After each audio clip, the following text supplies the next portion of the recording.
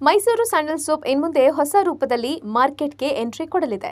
ಜೊತೆಗೆ Tollywood, ಬಾಲಿವುಡ್ಗಳಲ್ಲಿ popularity ಹೊಂದಿರುವ ನಟಿ ತಮನ್ನಾ ಭಾಟಿಯಾ ಇದರ ರಾಯಭಾರಿಯಾಗಿ ಆಯ್ಕೆಯಾಗಿದ್ದಾರೆ.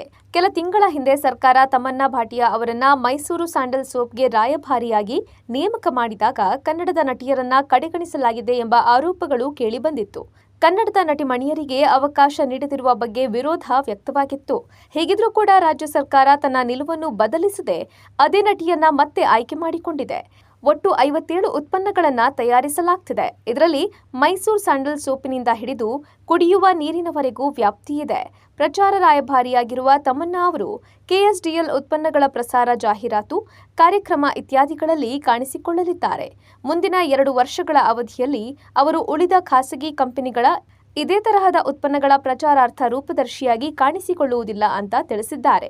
ಇನ್ನು ಕೆಎಸ್ಡಿಎಲ್ ಸಂಸ್ಥೆ ತನ್ನ ವಾರ್ಷಿಕ ವಹಿವಾಟನ್ನ 2030ರ ಹೊತ್ತಿಗೆ 5,000 ಕೋಟಿ ರೂಪಾಯಿಗಳ ಮಟ್ಟಕ್ಕೆ ಬೆಳೆಸುವ ಗುರಿಯನ್ನ ಇಟ್ಟುಕೊಂಡಿದೆ.